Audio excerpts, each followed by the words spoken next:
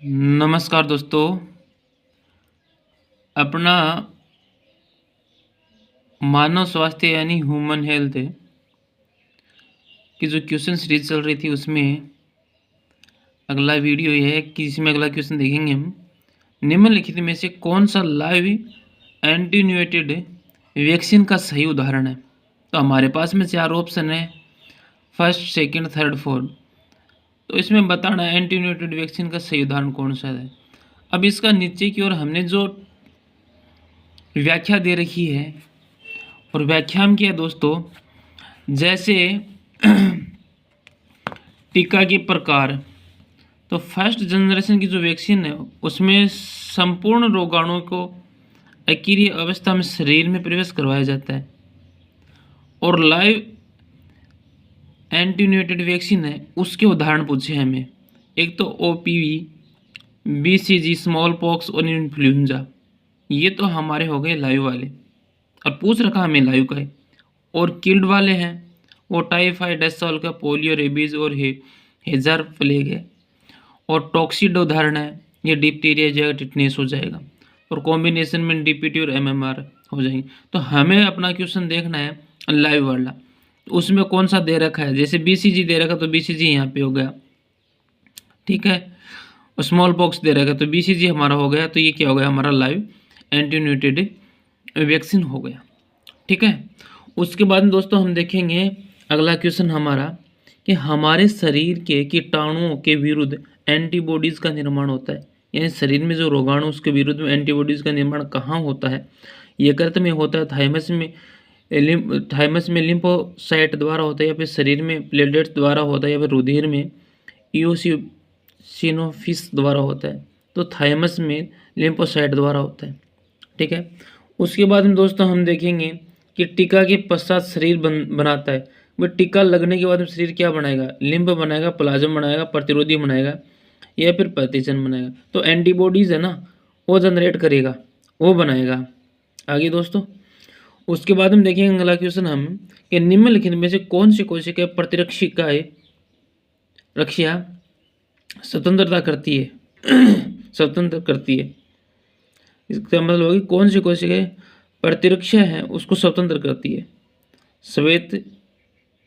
श्वेताणु, lymphocyte, या फिर B lymphocyte, T lymphocyte.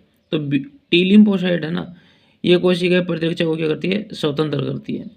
अब प्रतिरक्षा से रिलेटेड और हम इसकी व्याख्या देखेंगे। जैसे प्रतिरक्षा हमारे पास में उसकी क्लास अलग अलग है। ये प्रतिरक्षा की क्लास है, ये कुल उसके अंदर परसेंटेज दे रखे हैं और यहाँ पर लक्षण और उसके कार्य दे रखे हैं। तो जो हमारी प्रतिरक्षा इम्यूनिटी है IgA वो 10% होगी। और उसमें क्या होगा?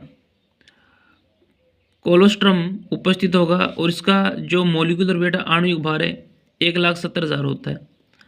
IgD वो 1 से 3% होती है बॉडी के अंदर, बहुत ही कम मात्रा में होती है। अणुभार 1,85,000 के समथिंग होगा। और IgE ये बहुत कम मात्रा में, सबसे कम मात्रा में पूछे कि हमें कि सबसे कम मात्रा में है, तो हमारे सबसे कम मात्रा में यही होगी IgE। और इसका जो अणुभार है वो 1,88,000 के समथिंग होगा। और ये हमारे क्या एलर्जी के समय स्रावित होती है। जब बॉडी के अंदर एलर्जी हो जाती है ना, तब ये निकलती है, उसके विरुद्ध लड़ने के लिए निकलती है। IgG होगा अगला, वो सबसे ज़्यादा होगी। ये बॉडी के अंदर सबसे ज़्यादा क्या होगी? IgG।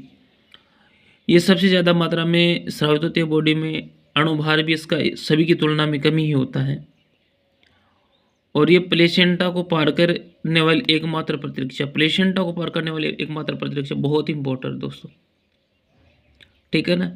IgM ये 5 से 10% होती है। और ये प्रतिजन के अनुक्रिया में उत्पन्न प्रथम और सबसे पुरानी प्रतिरक्षा पूछे तो यही है। और 9,60,000 का समथिंग इसका अणुभार होगा, सबसे भारी होती है, ठीक है दोस्तों। उसके बाद में अगला क्वेश्चन है अपना, निम्नलिखित में से किस रोग को टीकाकरण के द्वारा नहीं रोका जा सकता। कौन सा रोग है उसको टीकाकरण, जैसे डिप्थीरिया रुक जाएगा, पोलियो रुक जाएगा, निमाबिया भी रुक जाएगा, लेकिन एमीबियोबाइसिस है ना, एमीबाइसिस ये नहीं रुकेगा। ठीक है। और अगला क्वेश्चन अपना कि ऑन्कोजेनिक वायरस विषाणु निम्नलिखित में से कौन सा रोग उत्पन्न करते हैं? तो ये कैंसर रोग उत्पन्न करते हैं। ठीक है दोस्तों, अगला क्वेश्चन का जो पार्ट आएगा हमारा वो इस प्रकार से करेंगे हम।